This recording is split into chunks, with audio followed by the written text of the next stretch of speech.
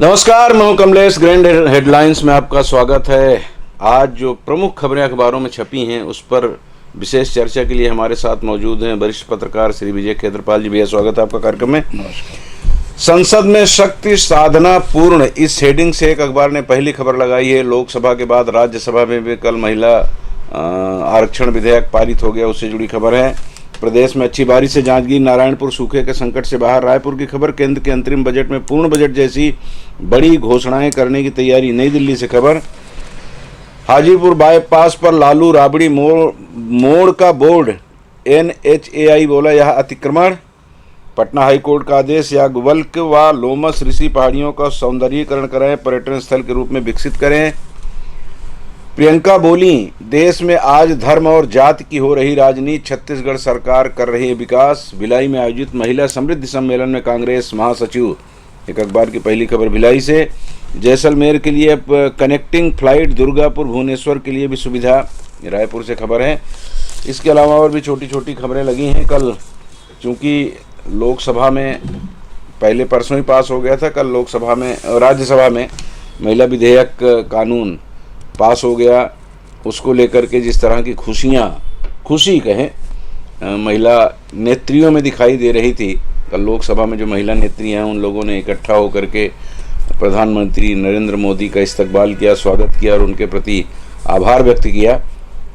खबरें अखबारों में आज प्रमुखता से वही लगी हैं और मीमांसा भी की जा रही है इसकी कि इसका कितना लाभ है, क्योंकि राजनेता कोई काम करते हैं, कोई राजनीतिक दल, तो वो देश हित तो रहता ही है और साथ में उनका टारगेट होता है कि हम कितना इसका फ़ायदा लेंगे अगले चुनाव में। यहाँ भी वही है। तो सीधी सी बात है कि फ़ायदा किसको क्या मिलेगा, राजनीति की तो अलग बात है, वो समय बताएगा। लेकिन महिलाओं को जो लाभ मिलने वाला है, जो उनका प्रतिनिधित्व बढ़ने वाला है, उससे कहीं न कहीं नारी जगत में खुशी का माहौल तो है। विजय भैया, बिल्कुल सही है, खुशी का माहौल है। और यह है कि देर आए दुरुस्त आए वाली बात भी लागू की जा रही है जी। किंतु सबसे बड़ी बात कमलेश जी ये सोचने की है कि यह जो कानून पास हुआ है जी, या जो अध्यादेश पास हुआ है इनका, और इन्होंने जो प्रपोजल दिया उसमें स्पष्ट रूप से है कि यह 2024 के चुनाव में लागू नहीं होगा। परिसीमन और परिसीमन, जनगणना और उसके बाद में सीट के परसेंटेज के हिसाब से तय करके तब उसके बाद में ये सब लागू होगा। अब इन सब चीज़ों को लागू करने में गिरी से गिरी हालत में परिसीमन की अवधि ऑलरेडी आ चुकी थी। अभी परिसीमन किया जाना चाहिए था पर हमने नहीं किया। परिसीमन कब होगा, और यह 2024 के बाद ही होगा, ये तो कंफर्म हो गया। 2029 में के पहले यह लागू नहीं हो सकता, ये कंफर्म है। और उस बीच में सारे विधानसभा चुनाव हो जाएंगे जी, और लोकसभा का दूसरा चुनाव की तैयारी हो जाएगी जी। 2 विधानसभा हो जाएंगी और 1 लोकसभा पुनः जो है चुनाव के लिए तैयार हो जाएगा जी। तो इसका वास्तव में देखा जाए तो ठीक है, खुशी की बात है, किंतु इसका वास्तविक लाभ के बदले अगर मैं ये कहूँ कि राजनीतिक लाभ या राजनीतिक फायदे के बारे में लोग सोच रहे हैं, चाहे कोई भी पार्टी हो, वह पूरे राजनीतिक दल अपने राजनीतिक लाभ के लिए इस चीज़ को उस आईने से देख रहे हैं, उस तरीके से देख रहे हैं ताकि 2024 में हमको इसका बेनिफिट मिल जाए। जबकि यह जो कानून 2024 के पहले लागू हो ही नहीं सकता। जी जी जी। जिस जगह पे लागू नहीं होता उस चुनाव पे हम फायदा लेने की सोच रहे हैं। और उसमें भी देखिए क्या है, इसका सबसे बड़ा उदाहरण ये है, कोई भी राजनीतिक दल हो, चाहे वो बीजेपी हो, चाहे वो कांग्रेस हो, चाहे दूसरे लोग हों, हर व्यक्ति ये कह रहा है कि हमने प्रयास किया था, हमने पहले प्रयास किया था, हमने पहले प्रयास किया था। तो यह सिर्फ राजनीतिक लाभ मिलेगा, इसका अभी सिर्फ राजनीतिक लाभ मिलेगा। वास्तविक लाभ जो है वह 2024 के चुनाव के बाद जब ये कार्रवाई चालू करेंगे उसके बाद ही कुछ बात समझ में आएगी कि यह कानून वास्तव में कब से लागू होता है, ये कहना है। जी जी जी, बिल्कुल। भारत पता नहीं कब से इसका जन्म हुआ है, इस धरती पे पता नहीं कब से लोग रह रहे हैं, उसका कोई आंकड़ा तो नहीं मिलता, अंदाज जरूर लगाता है। कोई बोलता है 7 लाख हुआ है, कोई बोलता है 70 लाख हुआ है, कोई बोलता है सनातन है, इसका पता ही नहीं है। ये सारी बातों के बीच में ये कहा जा सकता है कि हमारे यहाँ जो हमारी मान्यता है, मतलब हिंदुस्तान की, भारत की जो मान्यता है कि पहले नारियों को जो स्थान था आज भी वो नहीं है। मतलब देवी के रूप में उनको पूजा जाता रहा है, आज भी उनकी हम पूजा करते हैं, लेकिन हर स्त्री पूज्या थी। बाद में वो भोग्या हो गई। बीच का कालखंड जो रहा मुगलों का, हूणों का, ये तमाम लोग आए, हमारे यहाँ अंग्रेज आए, उसके कारण थोड़ी सी स्थिति गड़बड़ाई थी। देश की आज़ादी के इतने वर्ष बाद, 75 साल बाद हम इंतज़ार कर रहे थे कि कब इनको अवसर मिलेगा। अब मिला है, 5 साल और इंतज़ार कर लेंगे। लंबे सदियों के इंतजार लोगों ने किया है। देखिए इसका लेकिन बस वही ईमानदार कोशिश होनी चाहिए कि अगली बार हो ही जाए। और सबसे बड़ी बात यह है कि कमलेश जी, अगर मान लो मैंने ये कह दिया कि कोरबा से फलानी ट्रेन चलेगी, अरे भाई ट्रेन चलेगी, परंतु उसके पहले रेल लाइन तो बननी चाहिए जी। जहां हमने रेल लाइन अभी सोची भी नहीं कि रेल लाइन बनेगी कि नहीं बनेगी, हमने ट्रेन पहले बोल दिया। हाँ, बच्चा पैदा ही नहीं हुआ और पोते का आशीर्वाद आशीर्वाद दे रहे हैं आप। अभी पहले परिसीमन की बात करिए, पहले आप क्या कहते हैं उसको जो है सीमांकन करवाइए, उनको बताइए आप कि क्या कहते हैं कितनी सीटें 33% जो है कौन कौन सी जगह में होगी, उस चीज को पहले आप डिसाइड करिए। ये तो कानून तो अपन बाद में भी बना सकते थे, परंतु अभी जो लाया गया है ये विशुद्ध रूप से राजनीतिक लाभ के लिए लाया गया है और इसका वास्तविक लाभ वर्तमान में तो नहीं दिखता है। हाँ ठीक है, अब वो लाभ हानि का वो सोचें, लेकिन ये जरूर है कि एक बात चल रही थी बीच में, इनके कुछ राजनेताओं ने लोकसभा में भी कहा, राज्यसभा में कहा और बाहर भी ये बात कही गई है कि एक दिन श्योर है कि वो 2029 में लागू हो ही जाएगा। कोई बोल रहा है 2 साल में कर लेंगे परिसीमन जनगणना, कोई बोल रहा है 3 साल 4 साल, अंततः 229 तो है ही है फाइनल। नहीं तो देखिए इसमें भी अगर आप राज्यसभा का नड्डा जी का स्टेटमेंट आप देखिए, उन्होंने ये स्टेटमेंट दिया था राज्यसभा में, अगर आज ये विधेयक पास नहीं हुआ तो 2024 में तो क्या कहते हैं लागू होगा ही नहीं, 2029 में भी लागू होगा कि नहीं होगा इसमें एक प्रश्न चिन्ह लगेगा। इसका मतलब ये कि आज अगर आप राज्यसभा में पास करते हो तो आने वाले 6-7 साल तक आपको इसमें काम करना है। जी। उसके बाद ही आप 29 में लागू कर पाओगे, यह स्टेटमेंट है। ठीक है, नड्डा जी का कई संकेत मिलते हैं। ये भी संकेत होता है चमकाने वाला कि कर लो, नहीं तो बताते हैं तुमको। हाँ, फिर अगली बार अटक जाएगा तो उसका दोष आपके सिर पे ही मरेंगे। तो इसीलिए यही कारण है कि लोकसभा में तो 2 लोगों ने विरोध भी किया था, लेकिन राज्यसभा में किसी ने विरोध नहीं किया। बोले ठीक है जान दो अब जो करना ही है तो कर ले, और वैसे भी आप कुछ नहीं कर सकते, तो पूर्ण बहुमत है उनका जी, तो निकाल ही ले जाते हैं। कुल मिलाकर उम्मीद की जा सकती है और ईश्वर सद्बुद्धि दें कि कम से कम 29 में लाभ मिले महिलाओं को, और उसके पहले अगर हो जाए तो कुछ राज्यसभाओं में उसमें विधानसभा चुनाव होंगे, उनके यहाँ पहले लागू कर दें। जो एक बात चल रही है कि एक समय में चुनाव होने चाहिए, तो उसके तहत भी हो सकता है कि कुछ ऐसी योजना बनाएं। अभी तो पूर्व राष्ट्रपति की अध्यक्षता में एक कमेटी बनी है। अब उसका क्या निष्कर्ष आता है उनकी बातचीत का, ये तो वक्त बताएगा। महिलाओं से जुड़े खबर और है, कल प्रियंका गांधी जी छत्तीसगढ़ प्रवास पर थी। भिलाई में उन्होंने महिला समृद्धि सम्मेलन को संबोधित किया और उन्होंने कहा कि देश में आज धर्म और जाति की हो रही राजनीति, छत्तीसगढ़ सरकार कर रही विकास। तो ये धर्म और जाति की राजनीति तो सभी लोग कर रहे हैं। मैं तो कमलेश जी इसमें एक प्रश्न पूछना चाहूँगा जी कि भाई कौन सा ऐसा राजनीतिक दल है जब वो टिकट देता है चुनाव के समय, एक कैंडिडेट बनाता है, तो पहले तो वो देखता है कि इस एरिया में किस जाति के लोग ज़्यादा हैं, और उसके बाद धर्म आता है, और उसके बाद धर्म भी को भी लगाता है। तो मेरा ये कहना है कि यह तो धर्म और जाति की जो राजनीति है, यह उसके बेस पे ही राजनीति की जा रही है आज की तारीख में। और आज की तारीख में क्या, हम तो जब से जान रहे हैं, हमने देखा है कि शुरू से देखा, चाहे वो लोकसभा का चुनाव हो, चाहे वो विधानसभा का चुनाव हो, चाहे क्या कहते हैं इवन क्या कहते हैं आपका नगर निगम में भी चुनाव हो, हर जगह पे ये बात देखी जाती है कि इस एरिया में किस जाति के लोग ज़्यादा हैं, उनकी संख्या क्या है, और कोशिश की जाती है कि उसी जाति के व्यक्ति को टिकट दी जाए ताकि वह चुनाव आराम से जीत सके, अपने जाति के सारे वोट पा सके। जी। या जाति का मुखिया है तो और अच्छी बात है। तो पूरी तरह से जाति के पर आधारित ही भारतीय राजनीति आज के समय में है, केंद्रित हो गई, उसी पे केंद्रित है, और सभी लोग कर रहे हैं, चाहे वो कोई भी पार्टी के लोग हों। हाँ, ये बात जरूर है कि क्या कहते हैं, चूंकि इनका वो प्रियंका जी का जो बात बोलना था, मेरे ख्याल से वो बीजेपी की तरफ क्लियर इशारा था, पर मेरा ये कहना है कि ये सही है कि बीजेपी वाले लोग जब जनसंघ था चाहे वो आरएसएस हो चाहे विश्व हिंदू परिषद हो, उन लोगों को द्वारा हिंदू धर्म के प्रति एक स्पष्ट लगाव सामने दिख रहा था। शुरू से ही था उनका, और शुरू से था, नींव ही वही थी, वो नींव वहीं से उन्होंने शुरुआत की थी जी। तो इसलिए आज जब हम धर्म की बात करते हैं या जाति की बात करते हैं तो हम उसमें बीजेपी को या बीजेपी से संबंधित जितनी भी और भी संस्थाएं हैं उनको हम जोड़ते हैं। जी जी जी।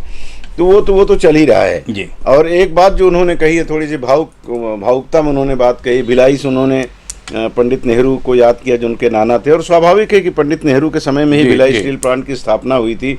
और आज ये कहा जा सकता है कि शायद इससे बड़ा है कहीं तो आप ज़्यादा बेहतर जानेंगे हमारी जानकारी में कि उस समय जब इसको स्थापित किया गया था तो भारत का सबसे बड़ा इस्पात उद्योग था। और उसके अलावा देखिए बताऊं मैं, पंडित जवाहरलाल नेहरू जी ने जिस समय उद्योग, जब देश आज़ाद हुआ जी, उसमें जब उद्योग नीति बनी और उद्योग के बारे में विचार किया गया तो ये कहा गया कि भाई ठीक है, प्राइवेट लोग जो हैं व्यक्तिगत रूप से अपने उद्योग लगा रहे हैं, संस्थाएं जैसे वो उस समय टाटा था, ये लोग थे, ये सब लोग अपने इंडस्ट्री लगाते थे और लगाए थे, जमशेदपुर वगैरह जो भी है। परंतु क्या कहते हैं, इन्होंने ये सोचा सार्वजनिक क्षेत्र में लगाएंगे तो जो इनके द्वारा पीएसयू के द्वारा लगाया जाएगा तो उसमें वहाँ का सामाजिक और आर्थिक विकास होगा उस क्षेत्र का। जी जी। इसलिए क्या कहते हैं पब्लिक सेक्टर्स को इन्होंने बनाया। और चूंकि क्या कहते हैं भिलाई में पंडित जी ने सबसे पहले क्या कहते हैं इसको चालू किया, और आज भी अभी तब से मेरा ख्याल है 1955 की बात है शायद इन्होंने जब चालू किया, तो 1955 से लेकर आज तक वह उद्योग सफलतापूर्वक चल रहा है और कोई किसी किस्म से उसमें कोई तकलीफ वाली बात नहीं आई है। जी जी। उसी पे उन्होंने कहा कि मुझे गौरव महसूस होता है भिलाई आने पे, क्योंकि उनके नाना की यादें वाबस्ता हैं उनके साथ। और दूसरी एक बात उन्होंने कही, अमेठी ने पिता के साथ जो दौरा किया तो वो बता रही थी कि मैं साथ में पिताजी के थी, एक जगह वो गाड़ी स्वयं चला रहे थे, जीप थी, और एक महिला ने गाड़ी को रोका, इनके हाथ दिया और उन्होंने गाड़ी को रोका और उनने इनके ऊपर आरोप लगाया कि सड़क गंदी है, सड़क टूटी फूटी है, आप क्या कर रहे हो।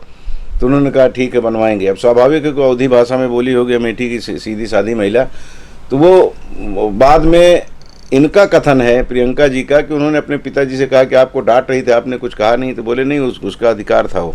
तो ये मासूमियत तो थी उनमें। जी जी। इसको तो हमने भी 1 घंटे 1.5 घंटे उनके साथ रह करके महसूस किया था कि वाकई बहुत मासूम थे। जैसे राजनीतिज्ञ बहुत छल प्रपंच वाले होते हैं, वैसा छल प्रपंच न तो उनकी बातों में कहीं दिखता था, न उनके 5 साल तक वो प्रधानमंत्री रहे देश के वो दिखता था, या मैं 1 घंटा जो उनके सानिध्य में रहा, 2-3 लोग हम लोग थे, वहाँ हमें कहीं कहीं छल प्रपंच दिख रहा था। तो नहीं तो आज की तारीख में प्रधानमंत्री की गाड़ी के सामने कोई आ जाए, हिम्मत हो उसकी, उनके साथ जो कारकेट चलता है, जो लोग चलते हैं, वही उठा के फेंक देंगे उनको। तो ये सज्जनता, ये विनम्रता आज के राजनेताओं में भी होना चाहिए।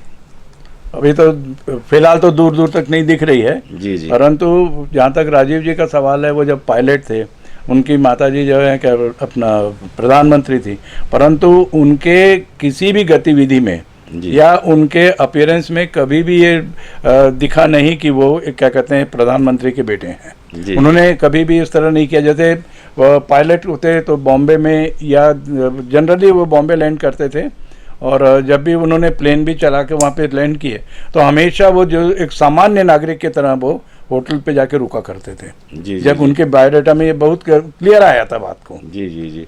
नहीं, उनके बारे में तो एक बार अजीत जोगी जी से मेरी चर्चा हुई थी, जब वो पार्टी छोड़ चुके थे, तो उन्होंने बताया था कि वो इंडियन एयरलाइंस की पायलटिंग करते थे, पायलट थे, और जब रायपुर आते थे तो इनसे बात हो जाती थी तो ये उनके लिए भोजन लेके जाते थे, और इनकी बड़ी अच्छी मित्रता थी, जिसके कारण ही वो राजनीति में गए थे। जी जी, नौकरशाही छोड़ करके।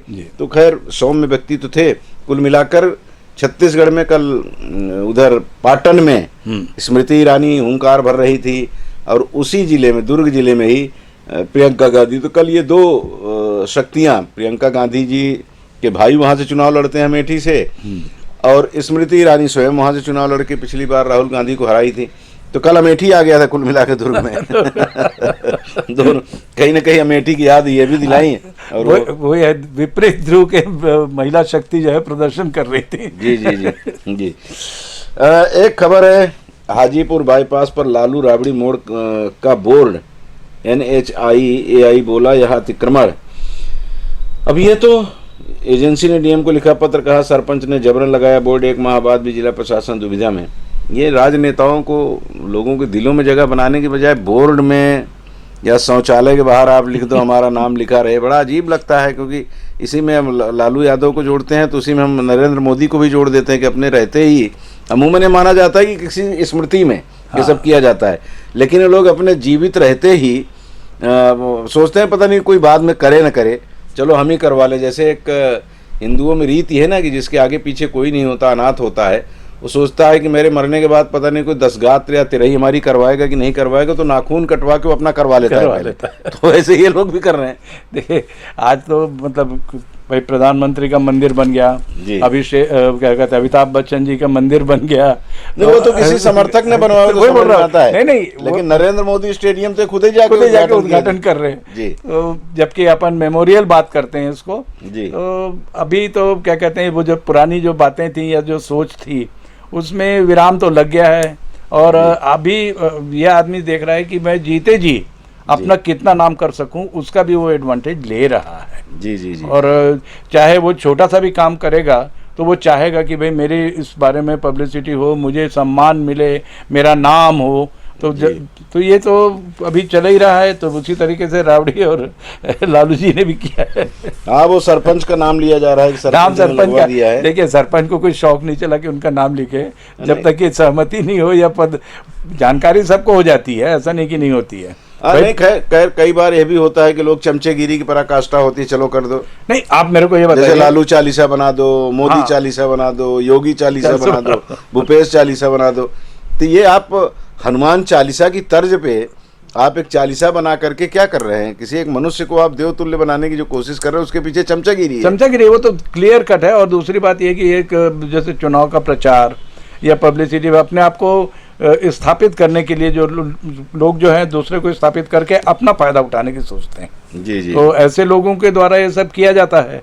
परंतु कई जगह पे ये भी होता है कमलेश जी कि जब मान लीजिए कि मेरे नाम का एक स्टेडियम आपने बनाया और मैं उद्घाटन करने जा रहा हूं, तो इसमें चमचागिरी की बात कहां से आई? ये तो आपको मालूम है, आपको मालूम है कि आप क्या करने जा रहे हैं, स्पष्ट है।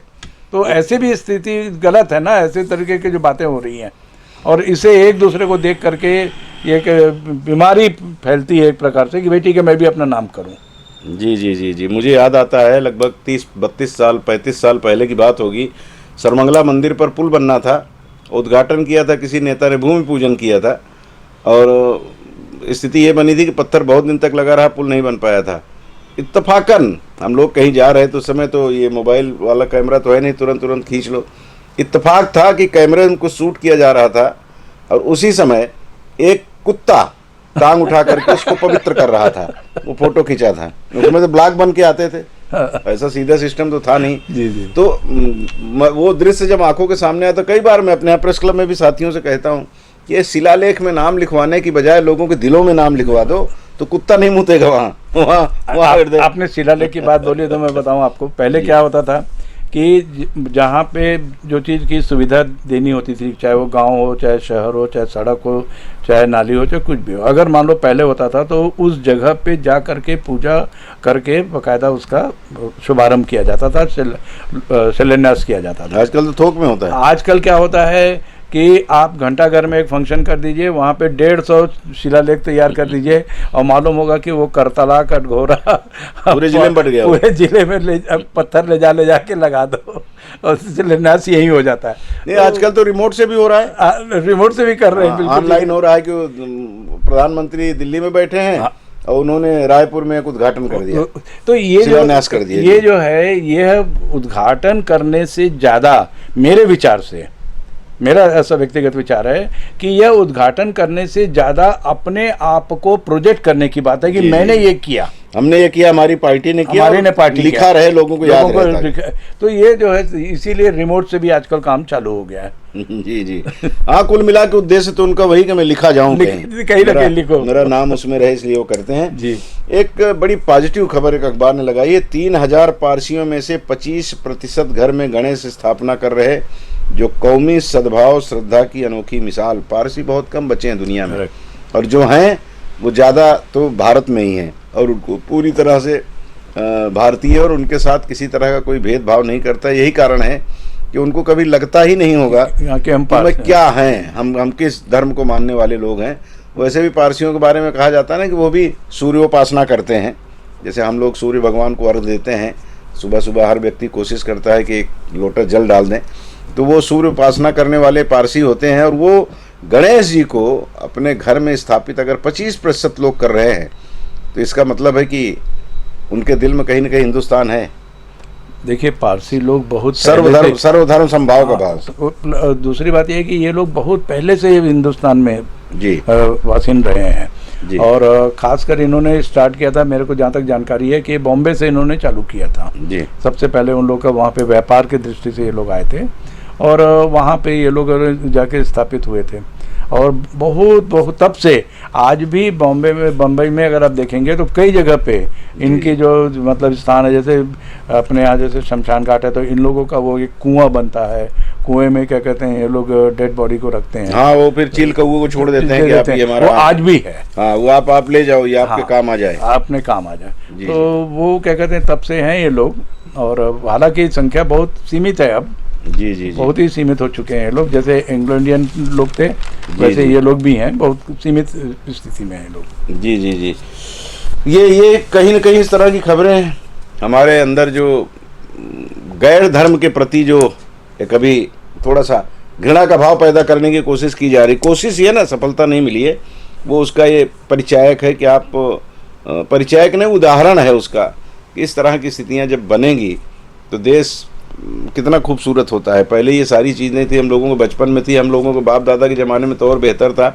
हम लोगों ने बचपन में जो महसूस किया है आज उसका ज़रा लोप होता दिखाई देता है। बिल्कुल हो रहा है। जैसे कि पहले क्या होता था कमलेश जी, पूजा के स्थान पर जी जितने भी सजावट के सामान थे, फूल थे या जो इस टाइप की चीज़ें थी, उसमें अधिकतर मुस्लिम परिवार के लोग तैयार करते थे। जी जी जी। जैसे कोई सजावट का सामान है, कोई फूल का दुकान खोल रहा है, ये तो आजकल तो थोड़ा बातें अलग होती जा रही हैं। अदरवाइज पहले यही था। इवन क्या कहते हैं कई अभी भी यूपी में कई बार पेपर में आता है कि भाई ये फलाने मुस्लिम परिवार के लोग ये कर रहे हैं करके। तो जब ये सुनते हैं देखते हैं तो लगता है कि वास्तव में पहले क्या था। और धीरे धीरे वो परिपाटी लुप्त होते जा रही है। और जिसके कारण मेरा ऐसा मानना है कि इसका जो बेसिक कारण है कि जो राजनीतिक रूप से जो जाति की बातों को खुल करके सामने लाई जा रही हैं, जी जी। उसका ये परिणाम है कि इस तरह का जो परिपाटी है वो कम होते जा रही है। नहीं, अभी भी ग्रामीण क्षेत्रों में तो है कि जो शादी के समय जो लड़की को चूड़ी पहनाई जाती है, अभी भी है, वो चूड़ियाइन जो आती है वो मुस्लिम बिरादरी की होती है।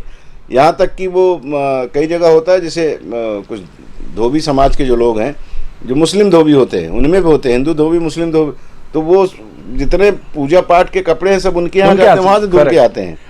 तो भाई जैसे आपने चूड़ी की बात कही तो मुझे अच्छे से याद है कि जब पहले हम तो मतलब छुटपन पे भी देखते थे, जो चूड़ी बेचते थे सड़क से जाते थे, घर घर में जाते थे पहनाने के लिए, उसमें मोस्टली जो है मुस्लिम हुआ करते थे, कोई दूसरा नहीं, दूसरा मुस्लिम रहेगा। और वो आपके घर में आ करके आपकी पत्नी को, आपकी बेटी को, आपकी बहन को बकायदा चूड़ी पहनाता था। वो घर का सदस्य था, घर का सदस्य आज भी है। फिर तो ये स्थितियां तो हैं। अब ठीक है, राजनीति अपनी चाल।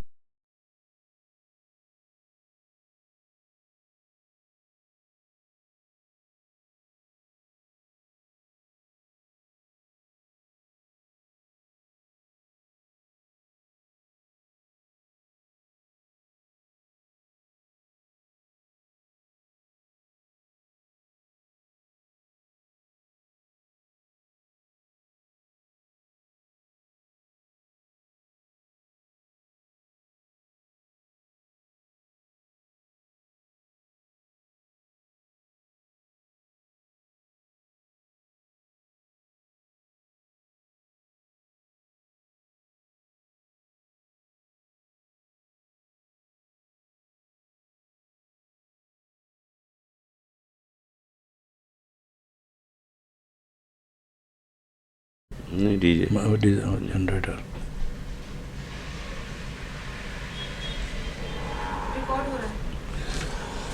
ये बिजली विभाग की मेहरबानी, बड़ी बड़ी कृपा है इनकी कि जब मन होता है चली जाती हैं और जब मन होता है तो चली जाती हैं।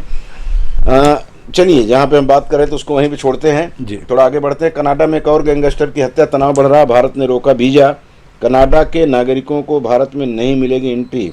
अब कनाडा जैसा देश जिसकी 6 करोड़ आबादी है बमुश्किल, ये अलग बात है कि क्षेत्रफल में हमसे 3 गुना बड़ा है, लेकिन क्षेत्रफल से ही कुछ नहीं होता। घर तो बहुत बड़ा बना लो, आदमी भी तो होने चाहिए। आपके पास 6 करोड़ आबादी जिसमें लगभग 18-20 लाख तो खाली सिख हैं, हिंदुस्तानी बहुत है वहाँ पे।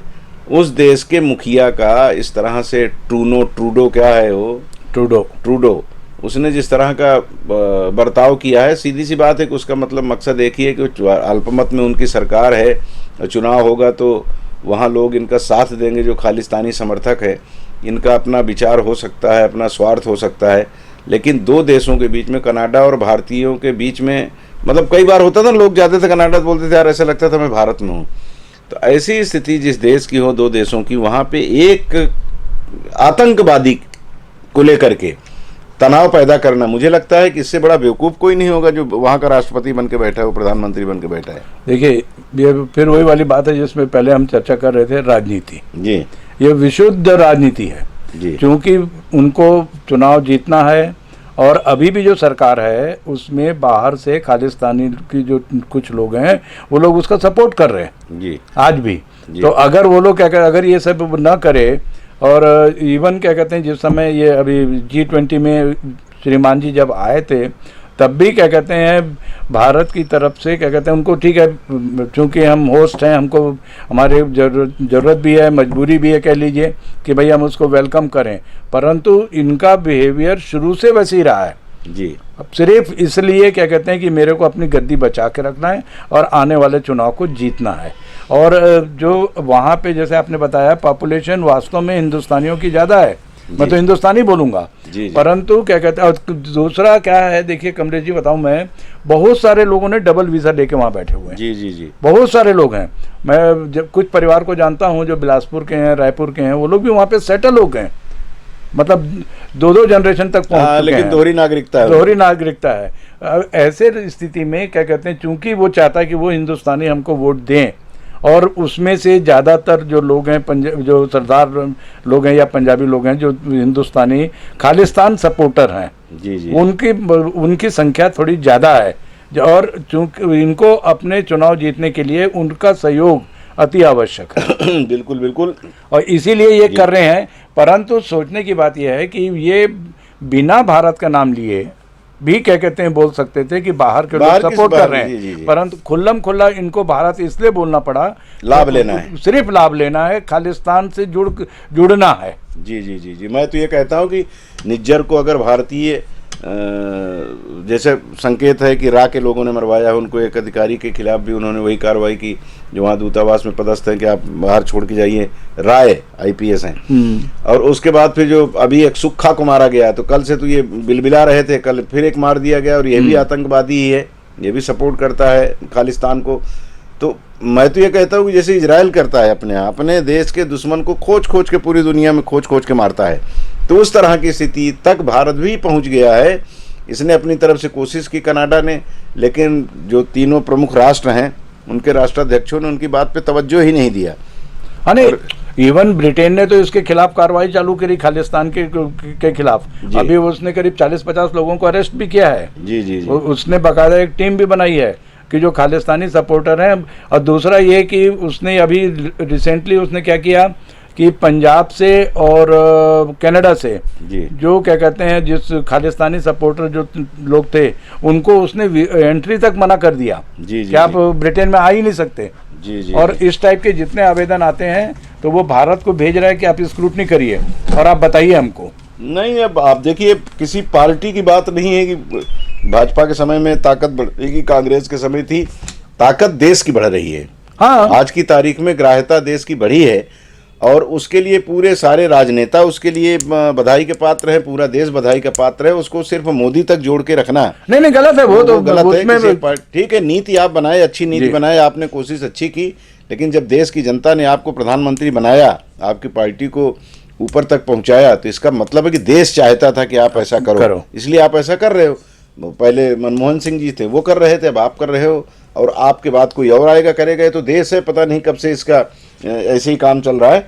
तो इस सबसे बड़ी बात यही है कि आप अगर हमारे देश के दुश्मन किसी दूसरे देश में बैठे हैं, वो देश हमको सपोर्ट नहीं करता, तो बिल्कुल उनको चुन चुन के मारना चाहिए, चाहे वो दाऊद इब्राहिम हो या और भी बहुत सारे लोग जो दूसरे देशों में जाकर के पनाह लिए हुए हैं।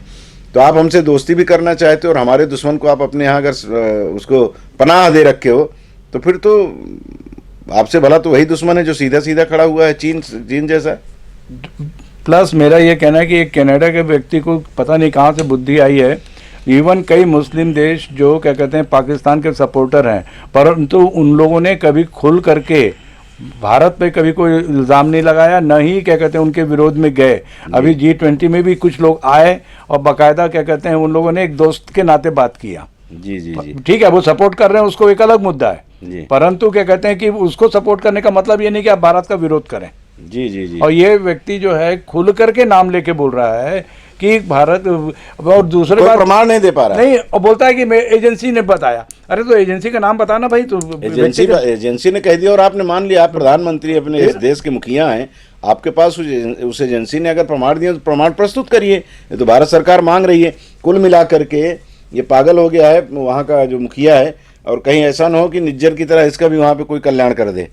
तो चुनाव के समय देखिए कोई जरूरी नहीं है कि चुनाव के समय उसको सपोर्ट मिले और क्या कहते हैं वो जीत जाए जी। आप उस स्थिति ये देखिए कि जिस समय अगर ये हार गया जी तो क्या होगा, लात खाएगा और क्या होगा। आज की स्थिति में जो है, जो इस टाइप की राजनीति जो है, मतलब ये तो क्या बोलना चाहिए कि राजनीति का एक कोई स्तर ही नहीं है, मैं कह सकता हूँ। इस तरह की भाषा हम लोगों के मुंह से तभी निकलती है, बोली तभी निकलती है जब राष्ट्र का मामला आ जाता है। बिल्कुल, हमारे राष्ट्र पर कोई उंगली उठाने की बात करेगा तो उसके विरुद्ध हम लोगों की तो बातें ऐसी होंगी, और सामने पड़ जाए तो चरण पादुका भी उतर जाएगी, लिए 10-20 जूता भी खा के चले जाए। क्योंकि ये भाव है मेरा ही नहीं, पूरी आवाम का, किसी भी जाति धर्म की हो, ये पूरा देश इस सब मामले में एक हो जाता है। चांद पर सुबह सूरज की रोशनी के साथ जागेंगे विक्रम, प्रज्ञान, चंद्रयान 3 के लिए आज बड़ा दिन। आज कोशिश होगी, आज फिर से ये खबर थी ना, याज्ञवल्क्य और लोमस ऋषि की पहाड़ियों को सज्जित करे, पटना हाई कोर्ट ने कहा है। तो ये ऋषि हैं जो इसरो में बैठे हुए हैं, उन ऋषियों का प्रयास अगर फिर से सफल हुआ और फिर से प्रज्ञान और विक्रम ये दोनों जागृत हो गए। 14 दिन की वहाँ रात थी, हमारा 14 दिन और उनका 1 दिन के बराबर है, तो वहाँ सूर्योदय हो गया है। और आज उनको फिर से जगाने की कोशिश होगी, मतलब उनको पूरा एक्टिवेट रोक दिया गया था। एक्टिवेशन क्या बोलते हैं उसको? नहीं, एक्चुअली क्या था कि ये सोलर एनर्जी वाला कॉन्सेप्ट है इसमें। हाँ, अब और चूंकि अंधेरा हो गया था, सूर्य नहीं था जी, और तो तापमान भी बताते हैं कि 100 डिग्री तक नीचे चला जाता है। तो वो क्या कहते हैं ऑटोमेटिक जो है वो ट्रिप हो गया, जिसको मैं बोल सकता हूँ, या बंद हो गया। नहीं, बंद कर दिया था। अब ये लोग उसको एक्टिवेट करेंगे, और आज अगर ये एक्टिवेट हो गया तो वास्तव में हिंदुस्तान का नाम पूरे दुनिया में सबसे ऊपर होगा अंतरिक्ष के मैटर में। जी जी जी जी, क्योंकि ये आज तक किसी ने ये नहीं कर पाए हैं कि कोई क्या कहते हैं वहां पे अपन ने यान भेजा और उसको वापस फिर आपने चालू किया उसी को। आप एक बार नहीं 10 बार भेजिए, वो एक अलग मुद्दा था, पर एक बार भेजने के बाद उसको वहां रुकने के बाद उसको फिर एक्टिवेट करिए। ये बहुत बड़ी बात, बहुत बड़ी। इससे क्या होगा, देखिए कमलेश जी, ये चीज़ सबसे बड़ा फायदा उसमें ये होने वाला है कि ये हो जाएगा कि वहाँ पे हम कोई चीज़ को रख सकते हैं जी, बिल्कुल, और उसको यूज़ कर सकते हैं। अभी तक क्या हो रहा था कि हम कोई चीज़ को पहुँचाते हैं, काम करता है, उसका खत्म हो जाता है जी जी, परंतु वो वापस वहाँ पे स्थापित रहे। ये बहुत बड़ी उपलब्धि होगी अगर आज ये चालू हो गया तो। हाँ, पहले ही बहुत बड़ी उपलब्धि थी, ये तो महा उपलब्धि हो जाएगी। और वैसे भी हम लोग ये मानते हैं ना, हमारे धर्मशास्त्र कहते हैं कि हमारे यहाँ अमृत वर्षा होती थी। मतलब हमारे यहाँ किसी भी निष्प्राण व्यक्ति को भी जीवधारी में जीव डालने की ताकत हमारे यहाँ ऋषियों मुनियों में थी। तो ये ऋषि मुनि है, अगर इनमें ये ताकत ईश्वर ने दी और चंदा मामा ने हम लोगों की सुन ली, क्योंकि हमारे यहाँ कहा जाता है कि सकारात्मक रहिए। करेक्ट, पॉजिटिव ऊर्जा में ही सब कुछ छिपा हुआ है। तो हम पॉजिटिव हैं, बिल्कुल सकारात्मक है, और हमको उम्मीद है कि वो फिर से विक्रम और प्रज्ञान जगेंगे और हमारे ऋषियों मुनियों की जो ताकत बढ़ी है वो एक बार फिर से दुनिया लोहा मानेगी। चलिए कोरबा को रुक करते हैं। बोर्ड का आदेश आए, 9 दिन बीता पर इतवारी से गेवरा रोड तक नहीं पहुंची शिवनाथ एक्सप्रेस। प्रमुखता से एक अखबार ने इस खबर को छापा है, समृद्धि की बालियां, 110 दिन में पकने वाली धान की फसल दशहरे तक कटने लगेगी। 47 हाथी 4 झुंड में बटे, धान की फसल हुई बर्बाद, हाथियों का झुंड शाम होते ही खेतों में पहुंच रहा, वन अमले ने ग्रामीणों को किया सतर्क। कटघोरा बनमंडल की खबर है। यूपी के डिप्टी सीएम बोले, लोगों का जीवन बदलने जो गरीब कल्याण योजना शुरू की उसे कांग्रेस सरकार ने बंद कराया। मां सहित 3 बच्चों को घर में घेर लिया था चेतक ने। केंदई वन परिक्षेत्र के ग्राम पंचायत कोरबी की घटना पहली खबर है अखबार की। 4 दशक पुराना कंट्रोल रूम हो रहा शिफ्ट, 4 घंटे बिजली बंद कर पैनल किया गया स्थापित। भूस्थापितों ने एसईसीएल सीएमडी जिला प्रशासन का फूंका पुतला। 21,000 से अधिक पंजीकृत किसानों को बटे 7 करोड़। जिला सहकारी बैंक की सभी शाखाओं में कृषि ऋण वितरण करने का काम जारी। ये खबरें कोरबा से जुड़ी हुई हैं। बोर्ड का आदेश आए 7 दिन बीता पर इतवारी से गेवरा रोड तक नहीं पहुंची शिवनाथ एक्सप्रेस। ट्रेन के मामले में तो बात करना मतलब कनाडा को तो कम गाली दे रहे थे, इनको ज़्यादा मन कहता है। ट्रेन, बिजली, ये 2 चीज़ हमारे यहाँ कोरबा में, इसका नाम लीजिए आप तो बहुत अच्छे मन से घर से कोई निकला होगा कि जा रहा हूँ देवी का दर्शन करने या ईश्वर की आराधना करने जा रहा हूँ या अपनी प्रेयसी से मिलने जा रहा हूँ, अपने प्रिय से मिलने जा रहा हूँ, पक्का उसके चेहरे पे एकदम तमतम आ जाता है, क्योंकि हम रोज परेशान हो रहे हैं। 9 दिन पहले आदेश आया कि त्वारी बाजार अब गेवरा रोड से चलेगी और जाएगी आएगी दोनों। अभी तक तो जा रही थी, बिलासपुर में रद्द हो जाती थी, वहाँ से आती थी नागपुर से, तो अब वो वहाँ से यहाँ आएगी और यहाँ से वहाँ जाएगी, यानी आपको उतरना नहीं है, सीधे आप यहाँ जाओगे। लेकिन जब ट्रेन चलेगी तब तो स्थिति ये है कि कल शिवनाथ यहाँ से गई है, शाम को 7:30 पौने 8 बजे छूटी है, और जिन लोगों को आगे कनेक्टिंग ट्रेन रहती है, उत्तर प्रदेश बिहार की तरफ जाना है, या और भी कई ट्रेनें हैं जो 10:30 बजे के बाद अमरकंटक वगैरह मिलती हैं, 8:30 के आसपास अमरकंटक है, उसके बाद सारनाथ, नौतनवा, ऐसी कई ट्रेनें हैं। जो कोरबा से जाने वाले लोग इसी ट्रेन से जाते हैं और पकड़ते हैं, उनकी ट्रेन ही छूट गई। और क्या कहे, हम तो खुदे दुखी, हमारी पत्नी भी जा रही तो उसको भी वापस लौटना पड़ा। ये हर रोज़ की घटना है।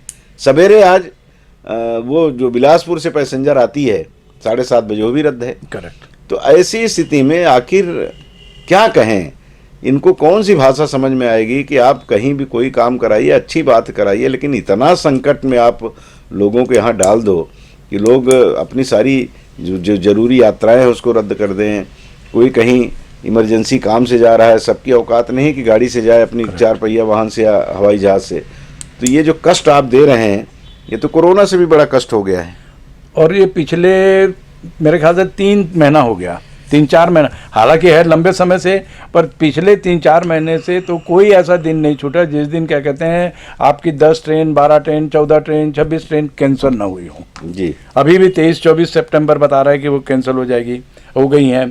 तो आपके जो क्या नाम उसका बिलासपुर से कोरबा आने वाली मेमो जैसे ट्रेन, बिलासपुर से कोरबा मात्र क्या कहते हैं 2 घंटे 3 घंटे का जर्नी, वो वाली ट्रेन भी आपने कैंसिल कर रखी है।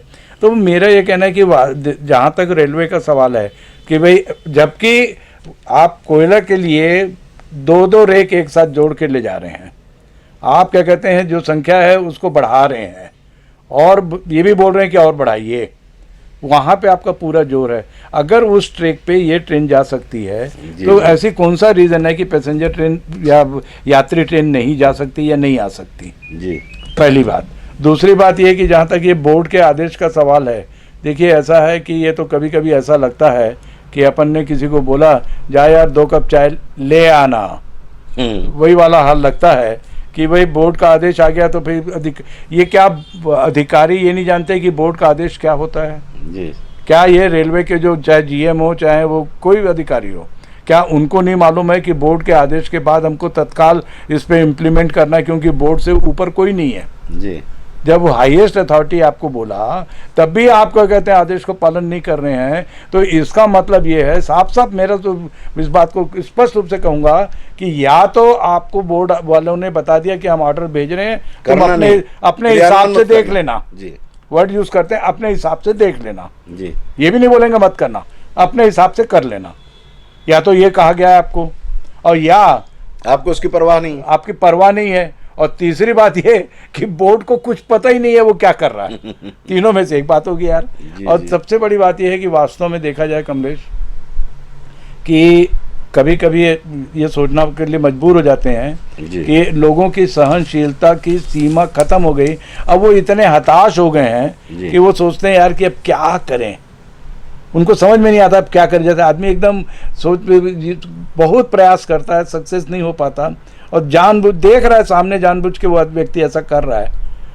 आप ये बताइए, वो ट्रेन आती है रायपुर से जी, और उर्गा तक लेके आ जाएगा, चांपा तक लेके आ जाएगा, उसके बाद उसका कोई माई बाप नहीं है। हाँ, फिर तो आप पैदल चले आओ, इतना टाइम हो जाता है। जी जी जी, 2 घंटे 2.5 घंटे चांपा से कोरबा लगते हैं जी भाई। कई बार ये होता है कि वो उर्गा भी छोड़ देता है और कोरबा के बीच में रोक देता है। जी जी जी, आधा घंटा, पौन घंटा। और सोचिए कि रात के 11 बजे, 12 बजे, 1 बजे जो परिवार छोटे बच्चों के साथ हैं, उनकी क्या स्थिति होगी। बिल्कुल बिल्कुल, इससे उनको कोई लेना देना नहीं है। उनको तो लेना देना सिर्फ इसी से है कि मैं तो ये कहता हूँ, रेलवे एक्ट भी जो है ना, अंग्रेज़ों का ही बनाया हुआ है। और अंग्रेज़ों ने अपनी सुख सुविधा के हिसाब से जो काम शुरू कराया था, आज के भी ये जो काले अंग्रेज भी वही काम कर रहे हैं। इसके अंदर जाइएगा तो आपको कहानी मिलेगी, यही पता लगेगा कि ये कुछ नहीं है। सिर्फ हम कहते हैं कि देश आज़ाद हुआ है, नाम मात्र की आज़ादी है। 4 दशक पुराना कंट्रोल रूम हो रहा, सिर्फ 4 घंटे बिजली बंद कर पैनल किया गया स्थापित। जब मैं आपसे बात करने आता हूँ हेडलाइंस में, तो अक्सर ऐसा होता है कि हम 2 बार अवरोध का सामना करते हैं। एक बार बिजली चली जाती तो जनरेटर चालू किया जाता है, उसके बाद फिर जब बिजली आती जनरेटर बंद करके फिर उसको चेंज करते हैं। ये स्थिति हर रोज़ हो रही है, और इतनी बार होती है कि जैसे आपने ट्रेन का कहा ना, तो वैसे ही बिजली का भी हो गया है। लोग मजाक मजाक में कहने लगते हैं कि हे वरुणदेव, हिलना मत, पत्ता मत हिलाना, नहीं बिजली बंद हो जाएगी। पानी की एक बूंद पड़ी नहीं कि बिजली बंद। ये क्या सिस्टम बना रखे हैं, समझ में नहीं आता। आप एक दिन आदमी बिजली का बिल नहीं पटाएगा तो आप उसके ऊपर चक्रवृद्धि ब्याज लगाते हो। आप लाइट काटने चले आओगे, और कहीं किसी ने गुस्सा के कटिया फंसा दिया तो 379 का मुकदमा दर्ज करने चले आते हो। तो ये कौन करेगा इसको ठीक करने की जिम्मेदारी किसकी है? पैसा दे रहे हैं, और पैसा देने के बाद भी ये इस तरह की स्थिति बनती है तो क्रोध तो आपके ऊपर भी आता है, बिजली विभाग भी। और वो भी बताइए, पहले मुख्यमंत्री के पास था, अभी मान लीजिए किसी दूसरे को दे दिया गया ऊर्जा विभाग।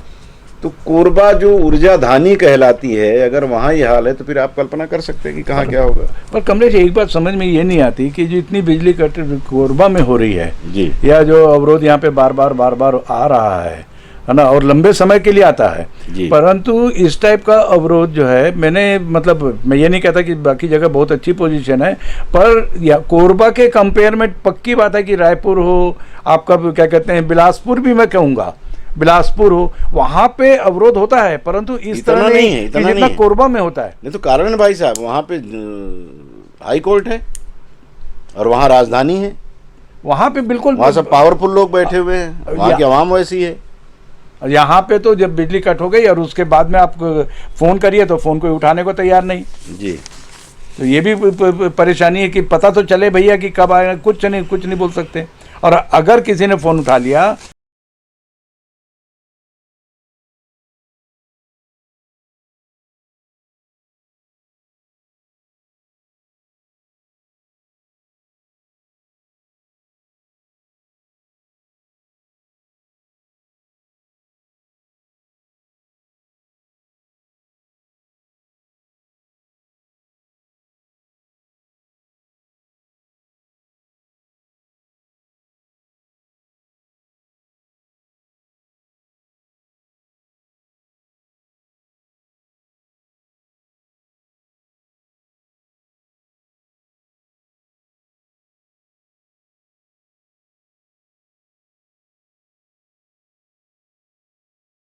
स्थिति वही होती है, ये वही हुआ। अब बिजली आ गई तो फिर हमको आपके बीच में ये अवरोध का सामना करना पड़ा। तो कुल मिलाकर बिजली के मामले में वही बात है कि लगता है इनको भी इंतज़ार है कि लोग आएँ, पकड़ें हमको, पीटें, गरियाएँ, जैसा दूसरी जगह होता है। कोरबा के लोग तो अब धीरे धीरे लोगों को मन में आ रहा है कि ना यहीं रहना नहीं। पहले तो अभी थोड़ा बहुत तो विरोध भी करते हैं, हम लोग भी बोलते हैं, पहले तो ये भी नहीं किया जाता था। लोगों को लगता था क्या करना है यार, दूसरे का काम, हमारा काम नहीं है। तो अब लोग यहाँ के जाग रहे हैं। इससे पहले कि पकड़ के कॉलर आपका बाहर सड़क पे खींच के लाएं, आपको खुद बेहोश आ जाना चाहिए। दूसरी बात कमलेश, देखो क्या है कि जैसे अभी आपने कहा ना, या तो वो हमारी बात सुन ली है और या फिर अपने रूटीन पे आके फिर थोड़ी देर के बाद चालू कर दिए, फिर थोड़ी देर के बाद बंद कर देंगे। तो खैर वो बातें अलग हैं, किंतु वास्तव में क्या कहते हैं, मेरे को आज एक बात समझ में नहीं आती कि अगर कोई टेक्निकल रीज़न है, मान लीजिए, तो ऐसा कौन सा टेक्निकल रीज़न है जो दूर नहीं किया जा सकता। जी, भाई, और वो भी क्या कहते हैं, जहाँ पे जनरेशन हो रहा है वहाँ से अगर आप इतने छोटे से दायरे में डिस्ट्रीब्यूशन उसको कंट्रोल प्रॉपर नहीं कर सकते, या प्रॉपर लेआउट नहीं बना सकते, या प्रॉपरली उसको डेवलप नहीं कर सकते, तो फिर दूसरी जगह में कैसे कर रहे हैं आप? जी जी जी, एक सोचने की बात है। इसका मतलब ये कि वास्तव में देखा जाए तो लापरवाही के अलावा मैं इसको किसी कैटेगरी में नहीं डाल सकता। बिल्कुल लापरवाही है। और जो आउटसोर्सिंग हो रही है ना, वो लाइन को दुरुस्त करने के लिए, वसूली के लिए, इनमें सब में क्या हो रहा है बताने की जरूरत नहीं है। लाइन वाले वो थोड़ा पैसा दो तो जल्दी आ जाएंगे, नहीं दोगे तो नहीं आएंगे। पहले जब विभाग के लोग थे तो वो जानते थे कि कहाँ पे क्या प्रॉब्लम है, कौन कहाँ पे रह रहा है, उसके पॉइंट कहाँ पे ऐसे हैं जहाँ से ज़्यादा लंबा इलाका प्रभावित हो रहा है। आज का तो बस वो भगवान ही भरोसे है सब कुछ।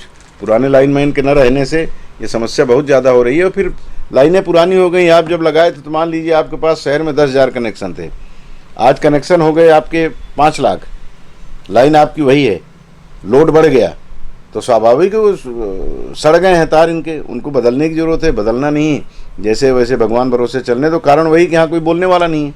नहीं, वही भाई, जब आप रायपुर में कर सकते हैं, बिलासपुर में कर सकते हैं, वहाँ भी तो रायपुर में पॉपुलेशन कितनी फास्ट डेवलप हुई है, हाँ। बिलासपुर में कितनी फास्ट डेवलप हुई है। कोरबा के कंपैरिजन में वहाँ पे पॉपुलेशन का ग्रोथ बहुत तेजी से बढ़ा है। तो वहाँ का प्रॉब्लम आप सॉल्व कर पाए, आप यहाँ का प्रॉब्लम सॉल्व नहीं कर पा रहे हैं। तो यह जो आपने कहा ना, क्या कहते हैं कि वहाँ पे हाई पावर लोग हैं तो शायद उनके पावर से इनको डर लग रहा था। इनका पावर ठीक हो जाता है जब ऊपर का पावर आता है तो। हाँ, और हम लोग दुबले पतले लोग हैं तो हमारे ऊपर चढ़े रहते।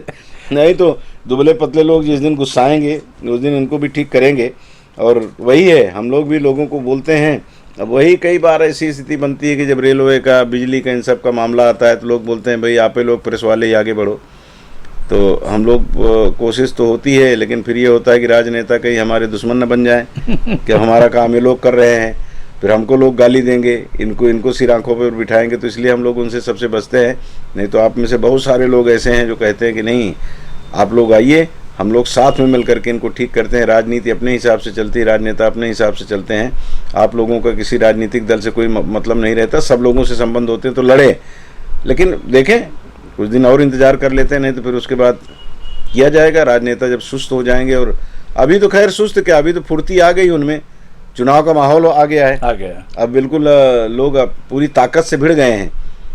लेकिन अब चुनाव के बाद देखा जाएगा, देखते हैं जो जैसी स्थिति बनेगी। चलिए, चुनाव की बात आई, थोड़ी चर्चा कर लें। कल भारतीय जनता पार्टी आप चुनाव की बात बोले तो इसी संबंध में मैं कहता हूँ कि भाई आपके माध्यम से और चैनल के माध्यम से सबको ये राजनीतिक दल को अपन रिक्वेस्ट कर सकते हैं कि आप अपने घोषणा पत्र में ये लिख दीजिए, कोरबा वाले में कर लो, कोरबा में नियमित रूप से बिजली दी जाएगी, अवरोध नहीं होगा और ट्रेनें रेगुलर चलाई जाएंगी। आप घोषणा पत्र में यही कर दीजिए, बहुत बड़ी बात है। ट्रेन तो मान लीजिए केंद्र का है, बिजली तो आपकी है, तो आपकी प्रदेश की है, तो इस पे तो कह ही सकते हैं। घोषणा पत्र में आप डाल दीजिए, तो शायद अगर ये घोषणा पत्र में डालेंगे तो मेरे ख्याल से पब्लिक जो है अच्छा सपोर्ट देगी इस बात को लेके। तो कांग्रेस ने तो वही समझा ना, पिछले दिनों रेलवे को लेकर के उन्होंने पूरे प्रदेश में आंदोलन किया।